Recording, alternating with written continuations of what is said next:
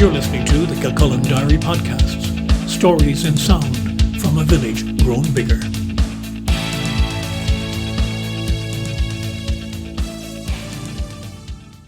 Hello, I'm Brian Byrne and this is Kilcullen Diary. A sponsored climb up Lugnaquilla Mountain in Wicklow in November will help towards supporting more families and children to live and to be educated in the community of Ngong in Kenya.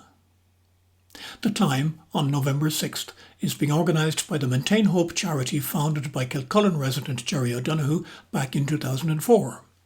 It's the inaugural of what he hopes will be a yearly event in the fundraising strategy of the charity, fundraising efforts which the pandemic has restricted over the last couple of years.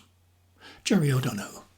People have been very, very generous even without fundraising events, but certainly if we want to continue with the level of support that we have at the moment for next year, we definitely would lead as much as we can. It's to continue our programme basically, and we have a waiting list of children who want to avail of our services.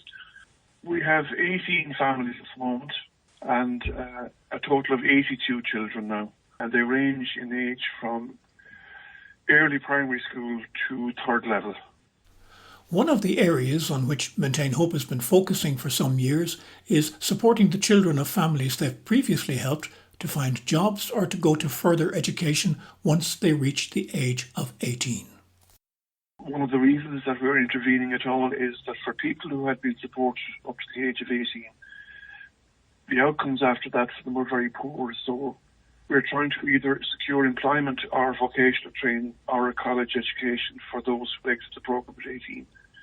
What we try to do is to support them to a certain level, get them to get part-time work if at all possible. Now we have an internship programme where we try and place them with businesses and with workshops where they can learn the trade, hopefully lead to employment. 10 years ago we built up a network of businesses around the Ngong Karen area and began placing students there, and it proved very successful. So that's our kind of focus for those who graduate from either from high school or from college.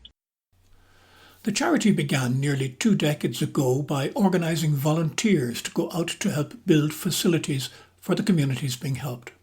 But it has now pivoted into a partnership arrangement with the families, communities and local authorities.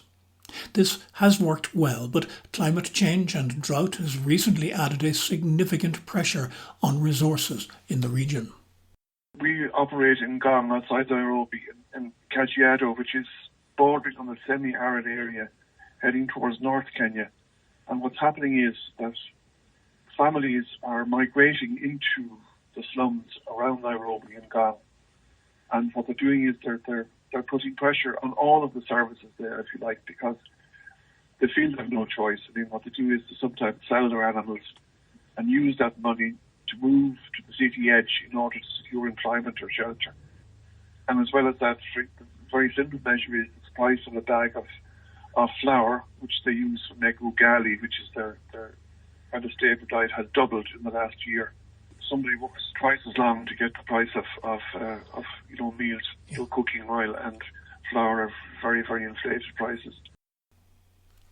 Despite what seems like an always critical situation in places like Ngong, Jerry O'Donoghue is positive about the future there.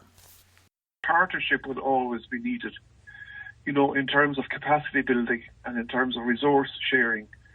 But I think that the wheel is slowly turning so that the global south, particularly Kenya, where I'm working, is emerging from poverty slowly but surely. And obviously when you have with climate change and, if world events, the wheel slips backwards. But generally speaking, it's slowly grinding forward. People are lifting themselves out of poverty. So I'll always see a role for people to help there, but I think more in a partnership more than patronage, if that makes sense. When he set up Maintain Hope, Jerry O'Donoghue was, like most of us, living a relatively comfortable life compared to that pertaining in countries and continents not so well off. Whatever about Maintain Hope changing lives in Kenya, the work has also impacted his own life. Well, it's been life-changing. I mean, the lenses through which I used to view life are very different now from what the lenses I looked through before I started. I think I'm much more aware of, I suppose, the human family and the effects of globalization and, all the people that it leaves on the margins as it plows through, It's been life enhancing. I mean, it's been a wonderful experience. I've made some extraordinary friends, witnessed some extraordinary events of human kindness and human generosity that I otherwise wouldn't have seen unless I'd been involved in this.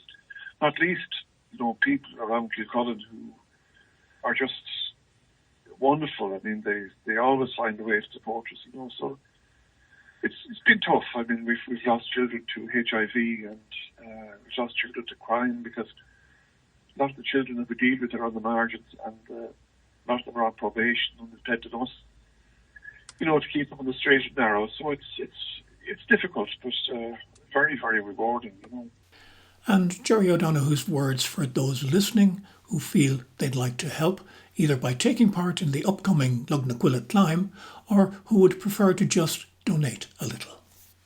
Even the smallest amount, that people give, it makes a real difference because, €10 out in Kenya is half a week's wages for some people, so small money makes a big difference. I'm confident people will give what they can, even though they're hard-pressed themselves, So, if you want to help, email maintainhope@gmail.com or send a Facebook message on their page for further information and a sponsorship card.